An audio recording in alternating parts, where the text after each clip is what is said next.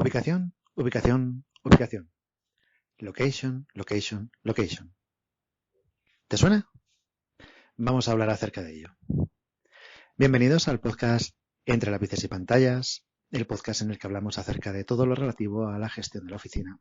Soy Eduardo Arazola, de eduardoarazola.com, y este podcast está patrocinado por EASAEDRO, la comunidad líder en español de Facility Management y gestión de oficinas. Puedes visitar easaedro.com para ver todas sus ventajas.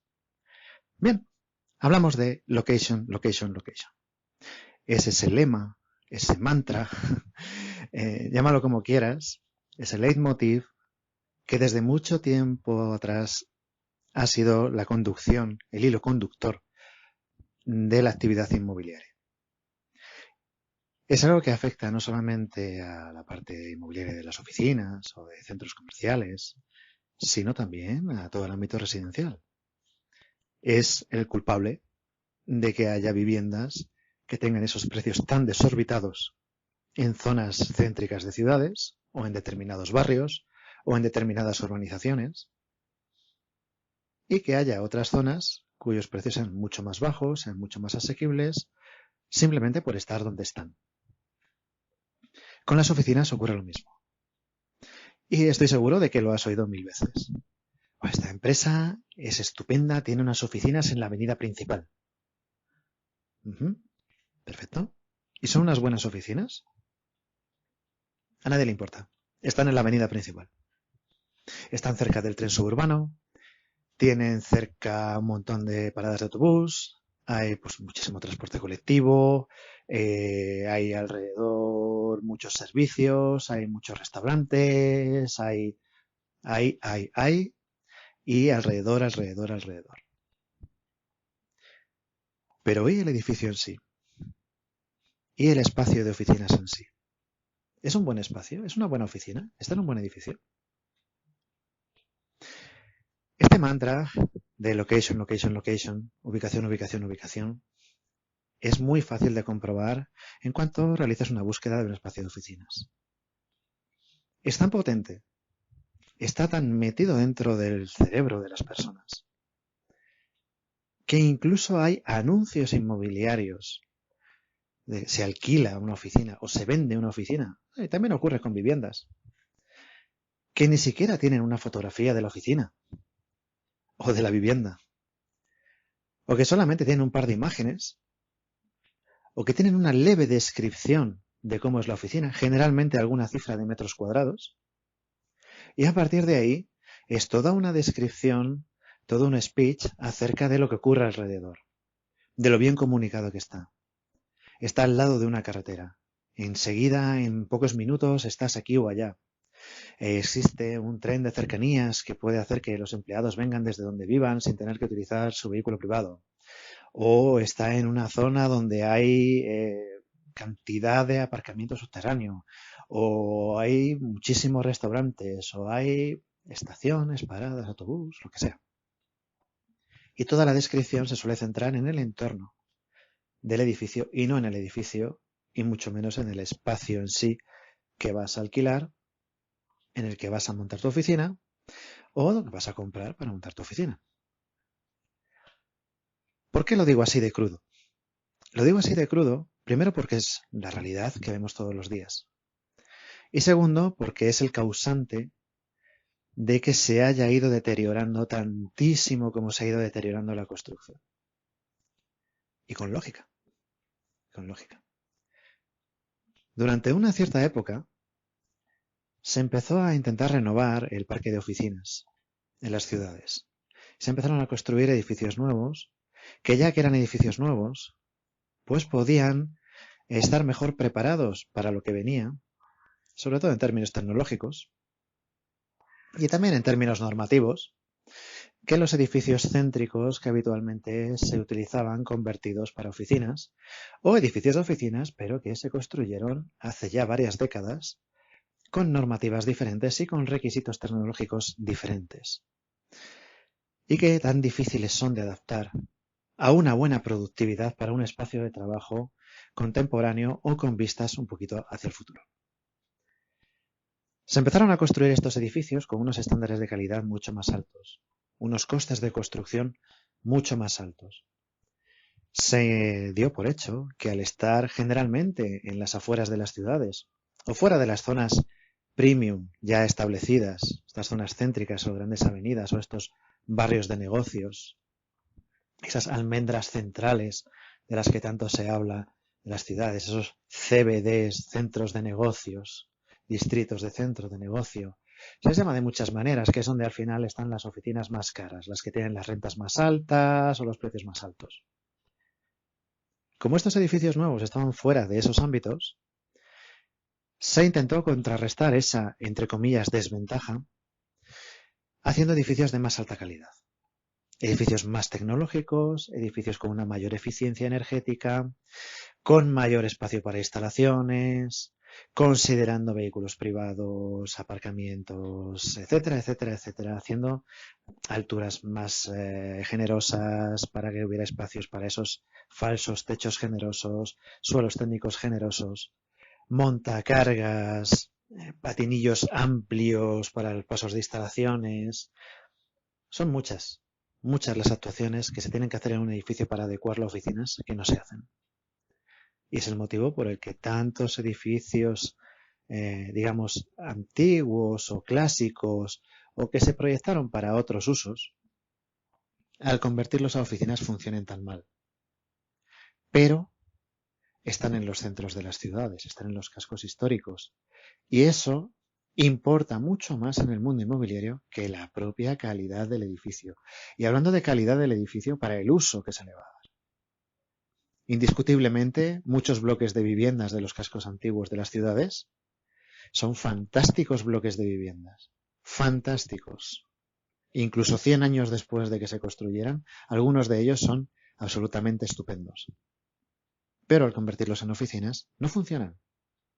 No se diseñaron para ello y no se han podido adaptar a ello porque tienen unas limitaciones a la hora de hacer la conversión que son estructurales, que no se pueden modificar. Cuando se construyeron estos nuevos edificios de oficinas, se construyeron ya para ser oficinas y para ser oficinas de las que van a tener que funcionar en estos años. ¿Qué ocurrió? Se quedaron vacíos. Tuvieron que bajar mucho las rentas. Y aún así, muchos de esos edificios se quedaron a medio llenar o vacíos. ¿Por qué? Los usuarios, las empresas, los empleados, los arrendadores, los arrendatarios, estaban en contra de irse fuera de las zonas tradicionales de oficinas. Y acabó sucediendo que edificios que estaban en un estado de conservación deplorable estaban llenos de inquilinos, llenos de empresas trabajando allí, pagando unas rentas muy altas por ocupar ese edificio, mientras que otros edificios de reciente construcción, perfectamente preparados para el cambio de época en el que se estaba del uso de las oficinas, se quedaban vacíos simplemente porque estaban en otras zonas. Cuando los promotores fueron viendo que el esfuerzo que hacían por construir edificios de calidad y así contrarrestar esa desventaja comercial de estar fuera de las zonas tradicionalmente valoradas no funcionó, evidentemente, por una cuestión de lógica, los siguientes edificios que se han ido construyendo, en muchos casos, ya han dado por perdido ese argumento y, bueno, establecen edificios que son low cost. Entonces, si las rentas que van a poder cobrar por la utilización de la superficie de esos edificios son bajas, los costes de construcción también tienen que ser bajos y por tanto los edificios pierden muchísima calidad con respecto a los que se hicieron en esos momentos en los que se buscaban edificios tecnológicamente punteros.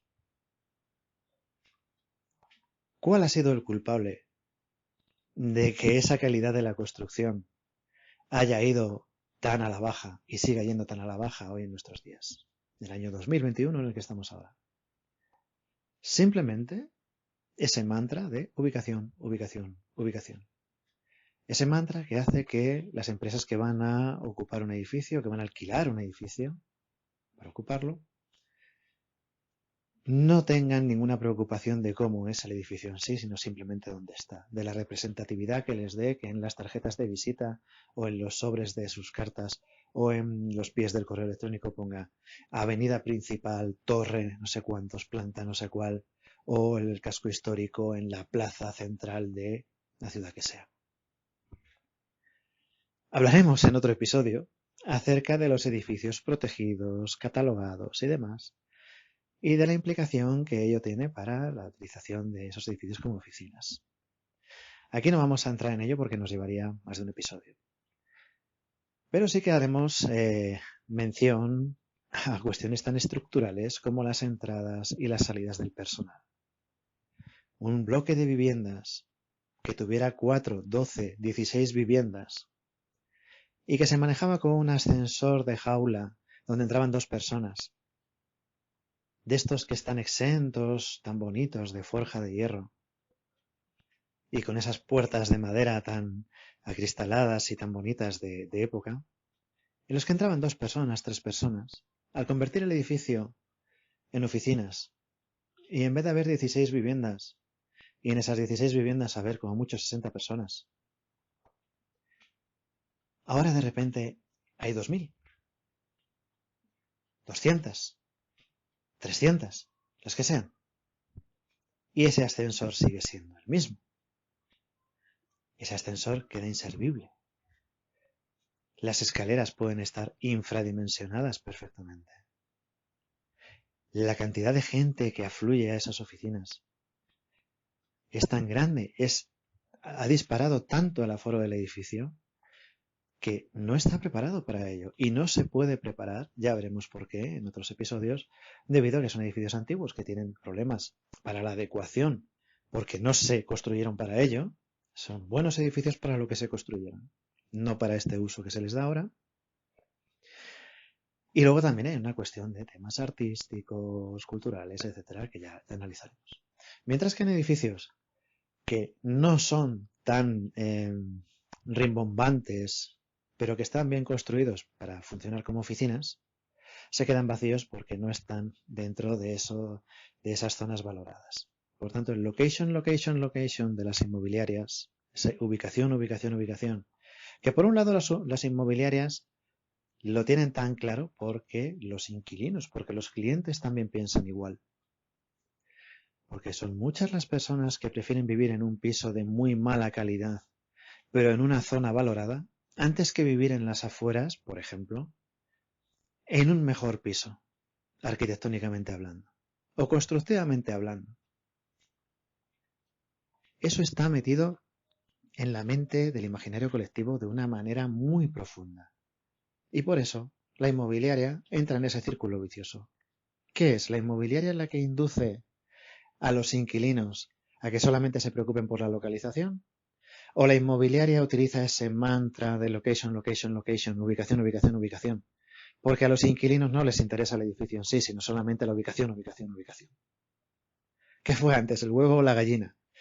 Bueno, yo no lo tengo claro, no soy capaz de contestar a ello, pero sí que tengo muy claro que la calidad de la construcción ha pasado a un segundo plano, no solamente en términos constructivos de que el edificio no se vaya a caer, sino en el proyecto, en el uso que se le va a dar, en la adecuación del espacio a los usos que se le van a dar, a las tecnologías que se van a emplear. Eso, al no valorarse, porque simplemente se mira la dirección postal, ya los nuevos promotores para los nuevos edificios pues entienden que nunca van a poder recuperar una inversión. Si realmente se gastan dinero en hacer las cosas bien y prepararlas bien, nadie lo va a valorar, por lo tanto no tiene sentido. Algunos de ellos ya perdieron dinero cuando lo intentaron hacer bien en su día y hoy ya no están dispuestos a seguir perdiendo dinero, y otros han visto como aquellos que intentaron hacerlo bien a lo mejor hasta desaparecieron del mercado y bueno, pues yo no quiero desaparecer del mercado, si nadie lo va a valorar tampoco lo voy a ofrecer. Location. Aquí sería muy interesante, como en tantas otras ocasiones, saber cuál es tu opinión. ¿Estás de acuerdo con ello? ¿Le ves lógica? ¿Qué crees que va primero? ¿El sentimiento y esa visión de los inquilinos? ¿O el mantra de la inmobiliaria. Hasta el siguiente episodio.